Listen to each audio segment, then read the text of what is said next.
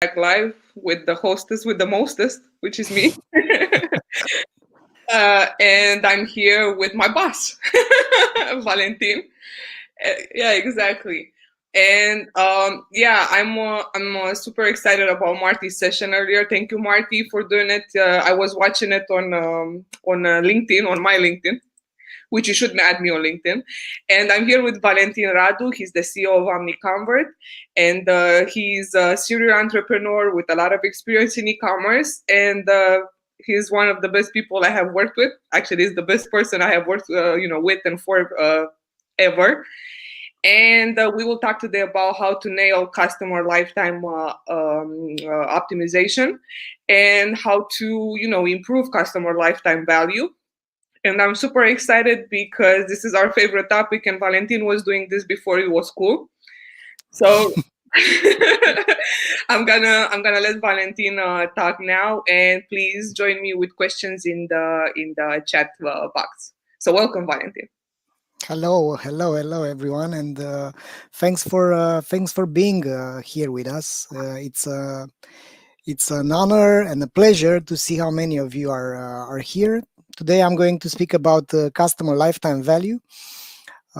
Customer lifetime value, it's a dear topic to me because I've been an e-commerce entrepreneur myself, and I've been running my whole let's say my whole life as an e-commerce entrepreneur, struggling and trying to move the needle. And I know all these moments from the moment when we've launched and we've been only me and my partner, to the moment when we reached 100 employees and we've seen, wow, we've made it. And of course, I've made the exit because I've realized that there is more to be made in e-commerce, and that's why I've decided to build OmniConvert back in 2013. So today I'm going to speak about how to nail customer value optimization. The agenda for today, we're going to first speak about the e-commerce growth formula. So how an e-commerce grows, what you should be doing, which are the levers, and these are tested and tried methods to grow your own e-commerce. Then what affects the customer lifetime value? We're going to speak a bit about the customer segmentation, how to improve customer lifetime value, and the CVO impact. So first of all, I think there are only two ways to grow any business. First, acquire more customers. B, get each customer to buy from you more and more often. So these are the only two ways to grow on e-commerce. When I was at the beginning of as an e-commerce entrepreneur, I thought that I wrongfully thought that improving the growth of an e-commerce means bringing more traffic, means improving the conversion rate, and means improving the average order value. And this is true, but the problem is that if you don't have all the terms in an equation, and my daughter knows what I'm talking about because I'm doing math with her in the last 3 years, and I'm let's say reminding myself about the importance of the order of operations and of having all the terms within your equation, in your formula. So after all this time being an entrepreneur and working with a lot of e-commerce companies, big and small and huge, I realized that the actual growth e-commerce formula misses something. So it's not only about acquiring more customers, which is traffic and conversion rate, but it's also the ratio between the customer lifetime value and customer acquisition cost. So this ratio should be more than 3 so that your e-commerce should be healthy, because it's all a matter of, are you profitable if you acquire a new customer? If your conversion rate will go up, is this profitable for you? So is the value that you're getting from a new customer justifying all the customer acquisition cost that you have with that customer? And these are questions for you as e-commerce leaders to find out for yourselves. So Now, the first alternative to acquire more customers is getting more expensive than ever. So if you can see in this graph, the Facebook CPC has grown 8 times, while the e-commerce sales worldwide have grown only 1.58 times. So that means who's the winner? Facebook, Google Ads, and so on, right? So I've prepared an e-commerce growth formula because I've decided to have all the levers that could be used in order to improve the customer lifetime value and in order to improve the growth of your e-commerce. And I've made it available over here. So let me see if I can share this tab as well, so that you can see it live. But of course, you can get to that link so that you can uh, play with it as well. So let's presume you have all this data from your e-commerce. Let's presume you have, I don't know, 200,000 visits per month. So this is the initial status, and we can change. Let's presume that we are focusing on these 6 levers which are affecting the e-commerce growth: the number of visits, the conversion rate, the orders per customers. Let's say this customer has 1.5 orders per for each customer. We have the average order value. Then we have the customer acquisition cost, the total marketing spend. Let's presume this is $20, and the gross margin, which is 30%. So in this case, the customer lifetime value over customer acquisition cost is 0.46. So let's make it actually a bit better. Let's improve the AOV, and let's improve the number of orders per customer. So then if we look at the impact, we've made the best case scenario. So here we have the best case scenario where we are improving everything by 20%, and we are, of course, decreasing the customer acquisition cost by 20%. And then we have the total impact in the margin. Of course, you might say that the revenue is what means growth, but if you are not a funded company and you can afford, like Amazon did for 20 years, to lose money, then you need to be profitable. So if we look at the total impact, by improving the customer lifetime value, or improving the AOV, or improving the margin, we get the same thing. So if we improve these metrics, we see that the total impact of the customer lifetime value, or AOV, is exactly the same as by decreasing the customer acquisition cost by 20% and maintaining the same amount of traffic, and also improving the traffic by 20% or the conversion rate by 20%. And that will show you how important it is to focus on the customer lifetime value. And of course, after some moments, so let's presume you have 12 orders per customer, this is not so important anymore. But until you get to this stage, you need to understand that customer lifetime value is vital for the growth of your e-commerce. And now let me switch back to the presentation. So going further, if you want to play with this formula, it's a calculator. I made it for you. So you simply go to this link, bit.ly/e-commerce growth formula. So also, if you want to see the retention impact and the CLV impact, we've made this calculator for you so that you can see how much money you are losing. So people are more, let's say, aware about the problems they have when they are losing something. So that's why there is the loss aversion bias. So people are twice as much more inclined to invest energy not to lose $10 than they are to invest energy to gain $10. And that's the loss aversion. And if you want to change the mentality of your own company, let's say you are in a bigger company and you want to make them aware about the CLV impact, you can use this calculator to see how much they've lost and how much they will lose in the next year. So far, so good. Growth is different than the growth generating factors. So if we are wasting our times in Google Analytics focusing on the traffic or on the revenue, this is not going to move the needle, right? So let me give you an example. B Fashion used to be a great company. It was a fashion e-commerce player here in Central and Eastern Europe. Their initial symptoms when I met with the founders, they were almost doubling year over year. So the revenue was 95% up. However, the customer retention was less than 20%. the year-over-year customer lifetime value was going down by 20%, and their net promoter score was less than 40. So this led to in only 4 years after that moment to the company going bankrupt. And that also means that revenue, guiding yourself by solely looking at the revenue or the immediate profit, is not going to help you out. And that's why you need to understand how to become customer centric. Now, how to understand which are your best customers. So for many events, we all know the Pareto's law, right? So for many events, roughly 80% of the effects come from 20% of the causes.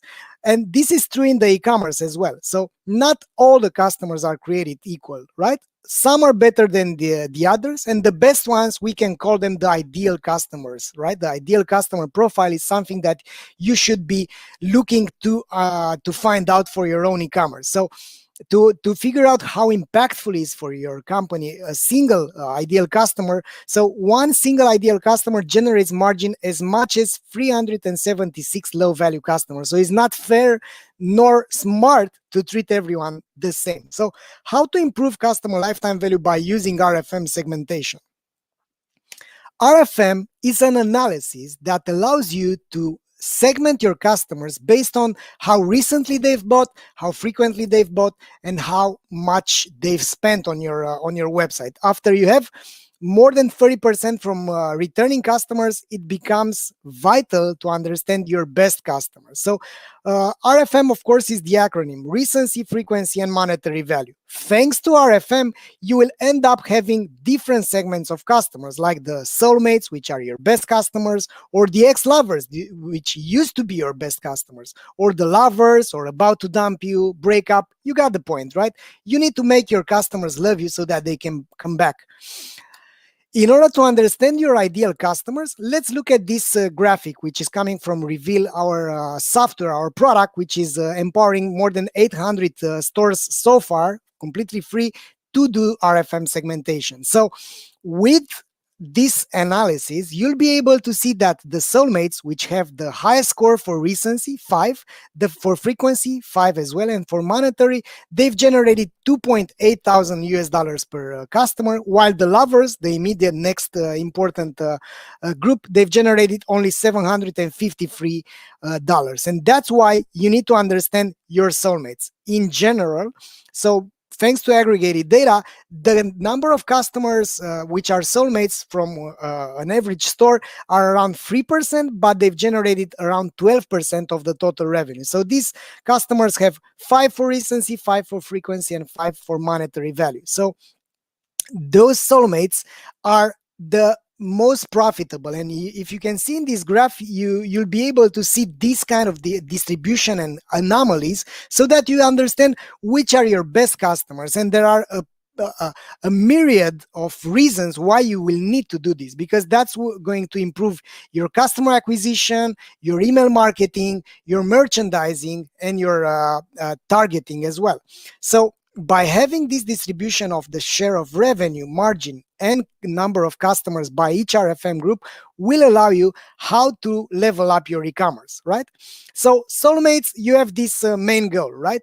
Keep them happy and acquire more like them. This is the main goal. So because these are your pure gold customers, the next steps would be to monitor their customer experience in real time, treat their objections in real time. So once they are pissed off, you don't want to leave an important customer waiting for 8, 12, 24 hours to respond to their ticket, right? And of course, you need to research the ICP to build lookalike audiences, so you can inform Facebook and Google Ads to acquire more customers like your best customers, which are the soulmates, not like the average customers.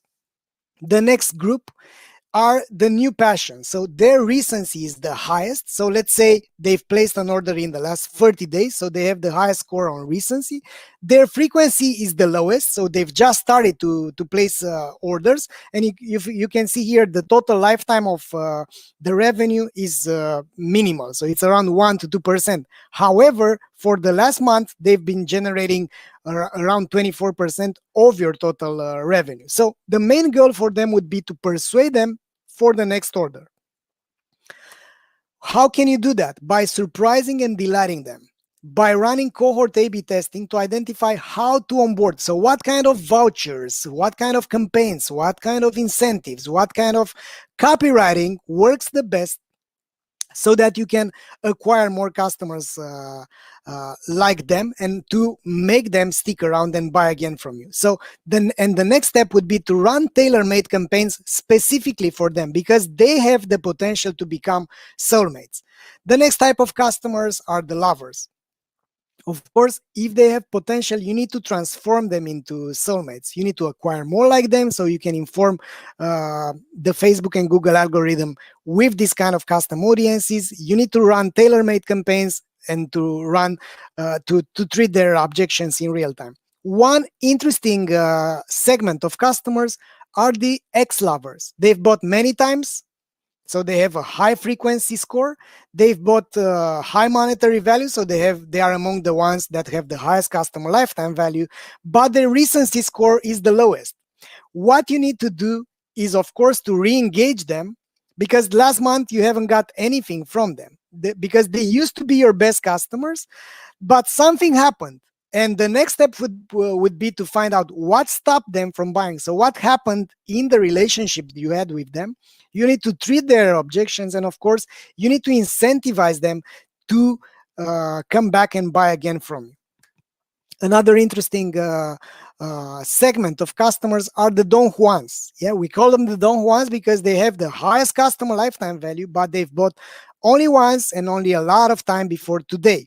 So it is crucial to monitor their customer experience so that you can understand pre-delivery and post-delivery. Because if something happens in your customer experience, chances for those customers to come back are pretty low. So with Reveal, for instance, you can trigger the NPS survey pre-delivery, so after the customer has placed the order, and post-delivery, after they've got the product, so after they've seen the whole customer experience. And if it happens like here, where there's a huge delivery gap, then you might want to do something with the fulfillment and with the customer experience. So the main goal for Don Juans would be to re-engage them, to find out what stopped them from buying again, and of course to treat their objections and to treat these kind of objections for the current new passion, which if time goes by without them placing another order, they will turn into Don Juans. You can do this by also monitoring this in real time. So instead of being hypnotized about Google Analytics, forgive me for I have sinned, right? So I used to stay like 3-4 hours a day. I was using Rescue Time since 2010, and I was tracking how much I'm spending on Google Analytics. And is that thing analysis paralysis. However, by looking at these RFM groups, you could see, for instance, this is a snapshot from Reveal. You can see how the revenue trend is going. Is going up or down? Which of those customer segments are the most impactful in your total revenue or in your total margin, and what is their customer lifetime value by each RFM group. For instance, you can see here the CLV of the soulmates is by far much more better than the other following groups, which are the lovers and the potential lovers in this case. So how to improve CLV? 5 steps. First, you need to change the company mentality. There are only 2 types of customers: customer-centric and product-centric. The product-centric think that demands happens out of the blue. They communicate mainly features, price, discounts. They define success by looking at things like traffic or revenue or CPC, and their departments are disconnected. So the email marketing team, the social media team, the fulfillment, and so on. So they are disconnected and they don't know what's their main problem as a company with their customers. The customer-centric companies are looking at things like customer experience or customer retention. They influence and monitor closely the customer behavior, and they have a unique source of truth around their customers. So these are the 2 types of customers. So you need to change the mentality in order to become customer-centric if you want to improve CLV. The next step, you can't improve what you don't measure, right? So you need to monitor what matters. Things like customer acquisition, customer retention, margin, net promoter score, or customer lifetime value are crucial to monitor. And some specific KPIs, which not all of the e-commerce companies are even aware about them, not to say that they are not measuring, or monitoring them are the chances to place the next order. So you can see here a distribution from 151 stores of the chances to place the next order. So after the first order, the second order, as you can see here, the habit forming kicks in. So after the sixth order, the chances to place the next order are 75%, while after the first one are around 23%. So let me show you this graph. So from first order to the second order, there are 23.6% chances for customers to place the next order. So you need to improve this because this is the biggest gap. After the second order, you have 38% chances for the customers to place the next order. So the chances are improving 61% after they are acquainted with your products. Then from within the third to the fourth order, the chances are 100% higher than from the first to second. So the chances are 47%. So this is aggregated data from 151 stores which are using Reveal, and you'll be able to understand that what you need to do is to first monitor these and then do the math. So use the simple formula to analyze the margin and the revenue impact, and how much can you afford to invest on the first steps until the customers are acquainted with buying from you, because it's the habit forming that you're after actually. Also, there is another thing to do to monitor the average days between the transactions. According to this graph, after 24 days since the first order, the chances for a customer to place another order are 80%. So within 0 to 24 days, the chances are 80%. After 6 months have passed, the chances go down to 20%. So this kind of insight is important to know when to remarket those customers, how to remarket them, when to check up on them, when to understand, when to get insights regarding how satisfied they are, because this should be monitored by you. These are only average figures, but you get the idea. You need to see what kind of figures do you have for your own e-commerce, because simply focusing on a remarketing that simply blasts all the audience with some discounts is not moving the needle anymore. The third thing that you need to do is the qualitative research. So you need to add the customer voice in the mix to correlate the customer feedback with the quantitative data. So let's presume you have the RFM segments. You need to prepare the list, to prepare some questionnaires, to send those surveys on different channels, not only email, SMS, ads, wherever. You can even pick up the phone and call them, guys, right? Don't be afraid to do that. Then create the reports, generate the insights, and understand for each customer group, what is their NPS, what kind of demographics they have, what kind of anomalies do they have in terms of the reasons won or the reasons lost. So once you understand these kind of aspects, you'll be more aware about things that you should be fixing. For instance, after such a survey, a company simply stopped doing new customer acquisition because they realized they have some toxic products, and 45% of their sales were coming from products which were not at the quality that their best customers were expecting. So the qualitative research means understanding if you have products issues like quality, features, price, brand, whatever, or services issues like things like delivery, client service, or return policy.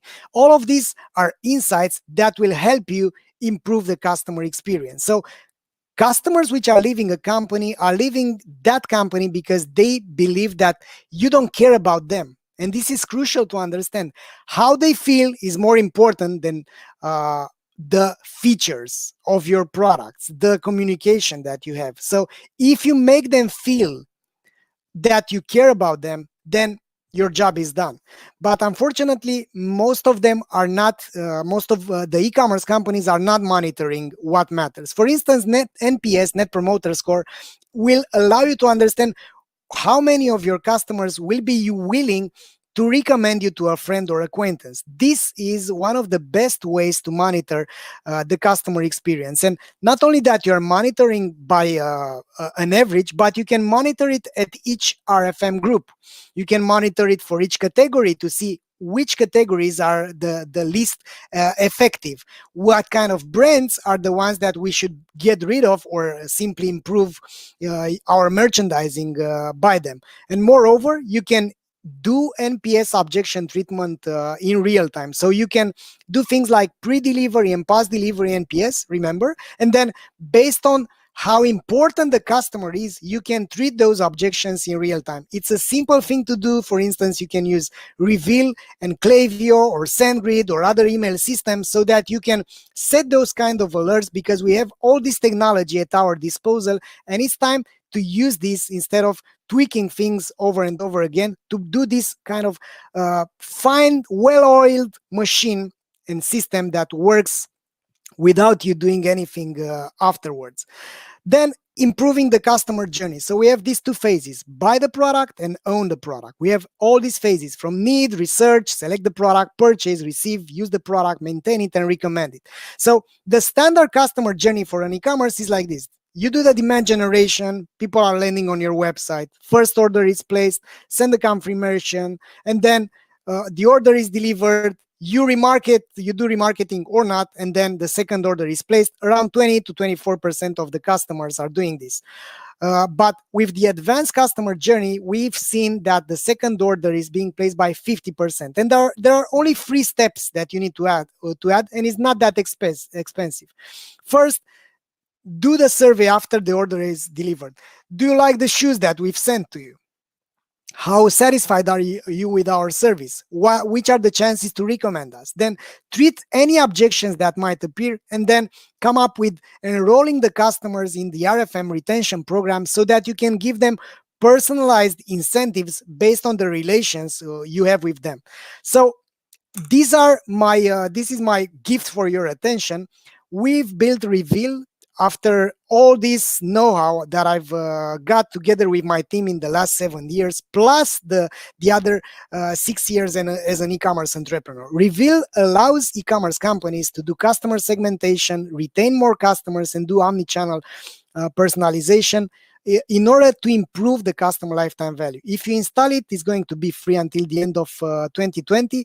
Thank you for your time. And I don't know, Juliana, if we have time for questions. However, I'm a LinkedIn person. You can find me on LinkedIn and ask me anything. I'll be more than happy to help you out. I have like 4 questions so far, Valentin. Excellent. I channeled them everywhere. I'm trying to get back on screen, but I see the gods of internet don't want me, so I'm just gonna be here, a voice. Excellent. The voice of Juliana and myself. Exactly. Oh, okay. I'm back. You're back. That means it's perfect, right? Like it's on your hoodie. Perfect. Yeah. It's a very cozy hoodie, and actually, a person that I know from LinkedIn messaged me to tell me our event is stellar, and told me he likes my hoodie. So if Amin likes my hoodie, I'm good. So Valentin, we have 4 questions that I have been given in the WhatsApp group from our team. One question from Sheila is, where do I get the data for localized audiences on Facebook? Where do you get the audience data? So basically, I think Sheila is asking, how do I create this lookalike audiences? Where do I get the data from? Yeah, so you can install Reveal. Again, it's free. You do these RFN segments, then you can either download manually the data and push it to Facebook, or you can find all these tags within Shopify and you can use them from there. It's pretty straightforward, and in the next few until the beginning of 2021, we will have this integration directly so that you can push these kind of segments directly to Facebook to create audiences. Thank you. I have a longer question from Cornelius. He says, I have a lot of out of season items in my fashion store, which I'm trying to sell on discounts. What segment of customers I should address with this product?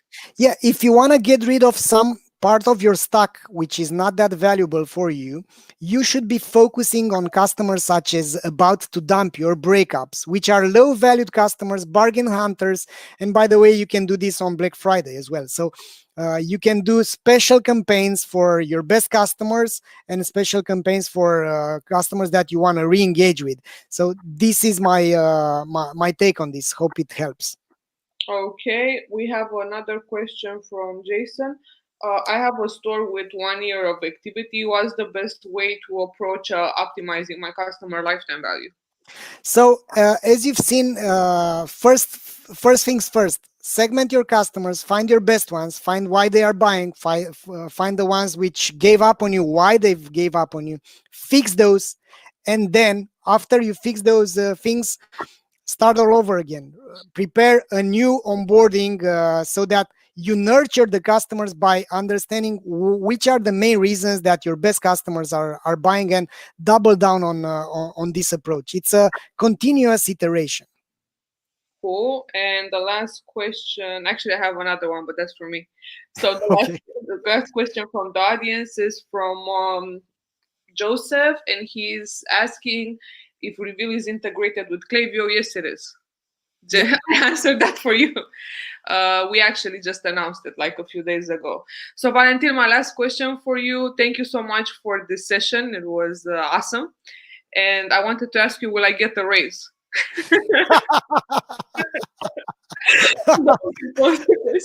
Of course, it's up to you. It's the employee lifetime value that you need to improve, and I'm always up to that. And by the way, a small tip of advice here. I've been in this game for whatever. I've been an entrepreneur since 2001, and I used to recall that the common understanding about getting a raise when I was an employee, because I had like 17 jobs in the as a side gig for me. So I used to remember that all my colleagues were cursing the boss because they are not giving them a raise.